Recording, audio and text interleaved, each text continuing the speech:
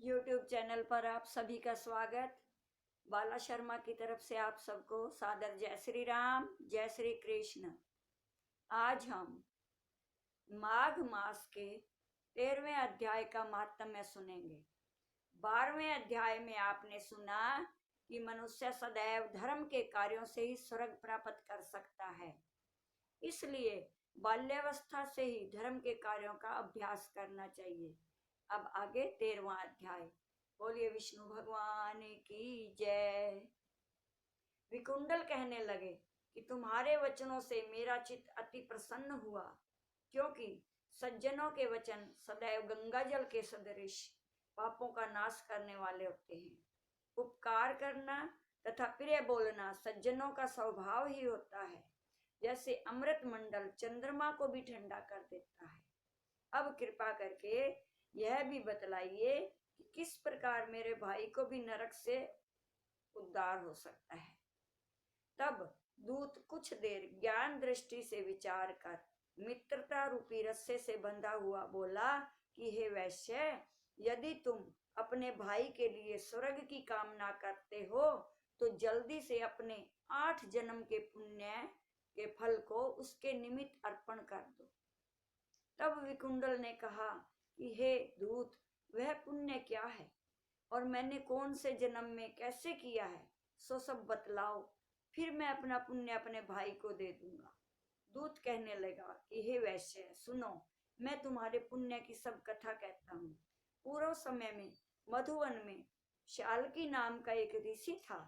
वह बड़ा तपेश्वरी, ब्रह्मा के समान तेज वाला, नवग्रह की तरह उसकी स्त्री के 9 पुत्र थे, जिनके नाम ध्रुव, राशि, बुद्ध, तार, ज्योतिमान थे। इन पांचों ने गृहस्थाश्रम धारण किया तथा निर्मोह, जितमाय, ध्यान निष्ठ तथा गुणात्मक यह चारों संन्यास ग्रहण कर वन में रहने लगे। यह शिखा सूत्र से रहित पत्थर और सोने को समान समझते थे। जो कोई अच्छा या बुरा उनको अन्न देता वही खा लेते, और कोई कैसा ही कपड़ा दे देता था उसको ही पहन लेते थे। सदैव ब्रह्मा के ही ध्यान में लगे रहते थे। और इन चारों ने व्रत, शीत, निद्रा और आहार सबको जीत लिया। बस चर अचर को विष्णु रूप समझते हुए मौन धारण करके संसार में विचरते थे। ये चारों महात्मा तुम्हारे घर आए। तब तुमने मध्याह्न के समय भूखे प्यासे इनको आंगन में देखा तो तुमने गदगद कंठ में आंखों में आंसू भरकर गदगद कंठ से आंखों में आंसू भरकर इनको नमस्कार करके बड़ा आदर सत्कार किया।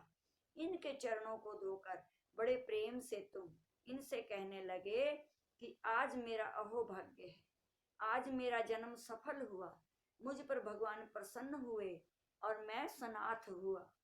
मेरे माता पिता, पत्नी, पुत्र, गौ आदि सभी धन्य हैं, जो आज मैंने हरि के दृश्य आपके दर्शन किए। सो हे वैश्य, इस प्रकार तुमने श्रद्धा से उनका पूजन किया और चरण धोकर जल को मस्तक से लगाया। फिर विधि पूर्वक पूजन करके तुमने इन सन्यासियों को भोजन करवाया।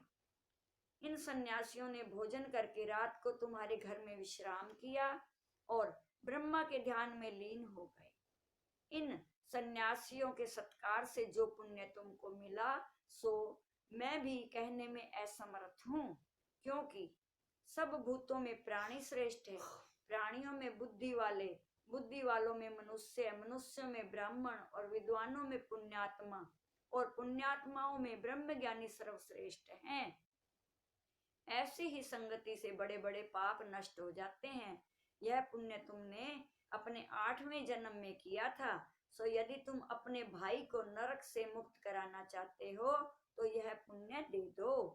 सो दूत के ऐसे वचन सुनकर उसने प्रसन्न चित्त से अपना पुण्य अपने भाई कुंडल को दे दिया और वह नरक से मुक्त हो गया और दोनों भाई देवताओं से पूजित किए गए।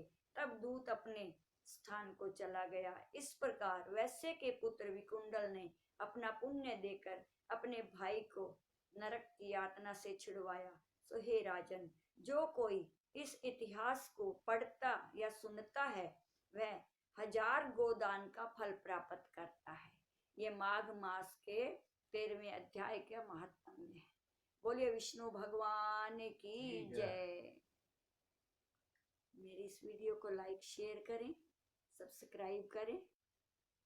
जय श्री राम, जय श्री कृष्ण।